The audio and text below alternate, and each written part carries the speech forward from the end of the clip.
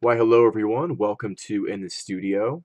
Today I will be showing you how to make a Reese bass line in Massive. Let's do it. Massive. Here you are. And file, new sound, and we're ready to go. So the Reese bass line uses two heavily detuned saw waves. So let's start with that. Oscillator 1 is already set to a saw wave, so I'm just going to detune this down by 25 cents. And oscillator 2, I'm going to enable that. Wave position is on saw wave, so we're good to go there. And I'm going to pitch this one up by 25 cents. And if we play that back, you can hear those two saw waves beating against each other and creating that beating effect. So now what I'm going to do is add a third oscillator. I'm going to add a sine wave. So let's enable oscillator 3 and select sine wave. That is a square wave. Let's move the wavetable position over to the sine wave. Nice. Okay, cool. Now I'm going to introduce a little bit of white noise. I'm just going to push the amplitude up on the white noise oscillator down here on the left, the bottom left.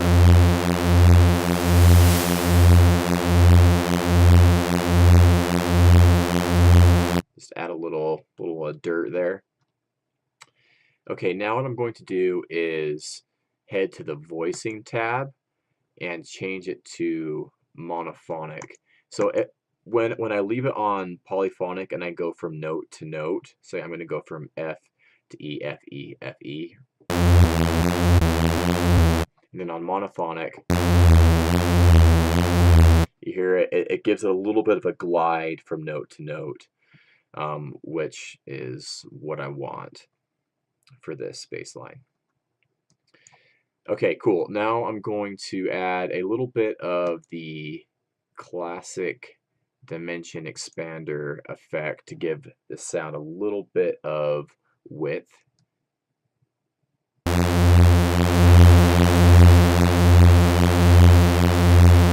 Cool, just tickling a little bit of the mix there. And then I'm going to add a filter as well. Just go for the low pass 4.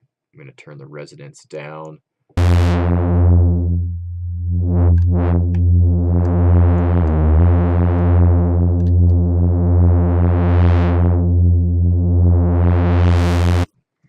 Cool. Let's play it with this little basic groove here. Way too loud. Actually, add a little bit of a side chain to this too. So I'm going to grab my shaper box from Cable Guys and use one of these ducking presets for now. Let's try this one. And I need to change the loop length to a quarter so it triggers every kick.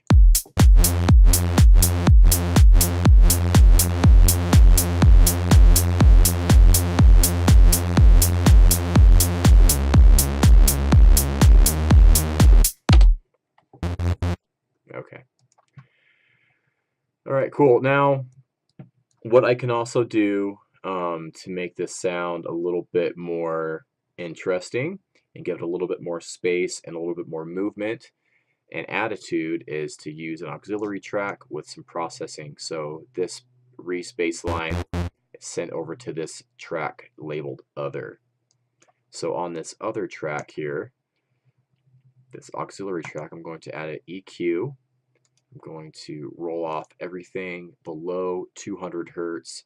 I don't need that information down there on the auxiliary, and it's just going to muddy things up, so I'm just going to take it away. The next thing I'm going to add is a distortion. So I'm going to actually use Fruity Delay 3 for this. What you can do with Fruity Delay 3 is just turn off the delay altogether, and then you're able to use some bit crushing. You can reduce the sample rate and use the feedback distortion on its own without having the delay. active, which is extremely handy. So I'm going to keep it on saturation here and then turn the level all the way up.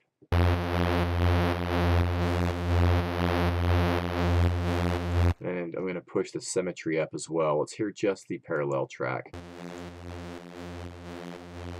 And then while we're doing this, I'm just going to turn this up a little bit.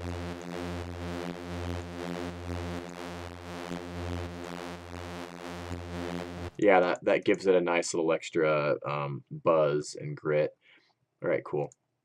So now what I'm going to do is add a little bit of subtle movement and modulation using, I could use a subtle flanger effect or a phaser. Let's go for a phaser, or a chorus would work as well. Cool. I'm just going to turn this rate down so it's moving a little bit slower.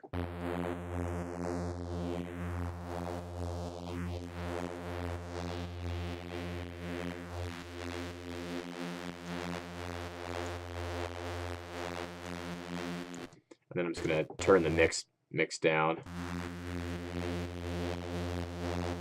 so it's not super intense. Let's turn the dry bass track on now.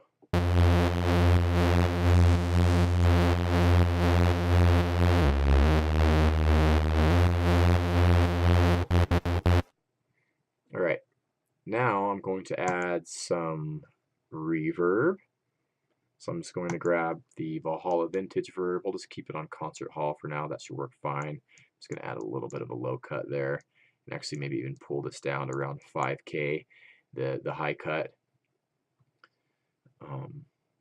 And then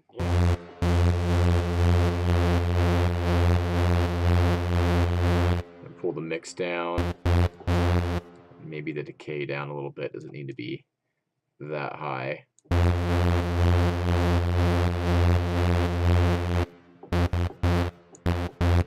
And I'm going to leave the pre-delay on there. I like it on there actually.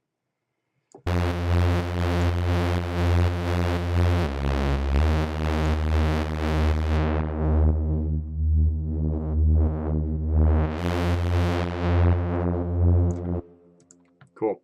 And then I might even actually turn that up a little bit.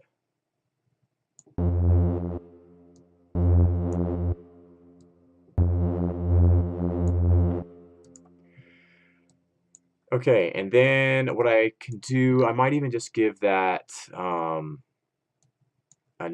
one more layer of like drive or distortion. I'm going to try this Blood Overdrive and just give it a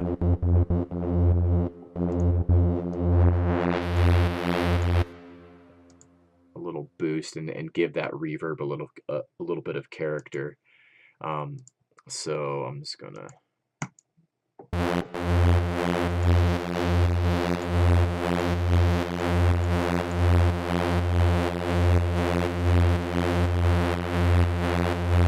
just add that Blood Overdrive on there.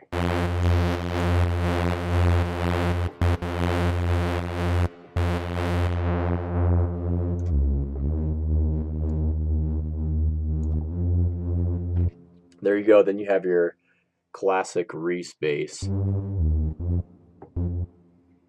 which works great for a sustained style bass line. So yeah.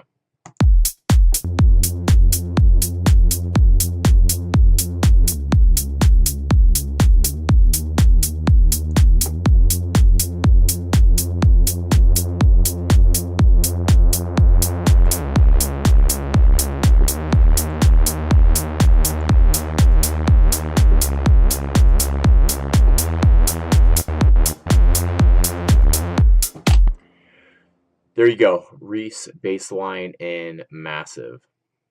Thanks everyone. Take care.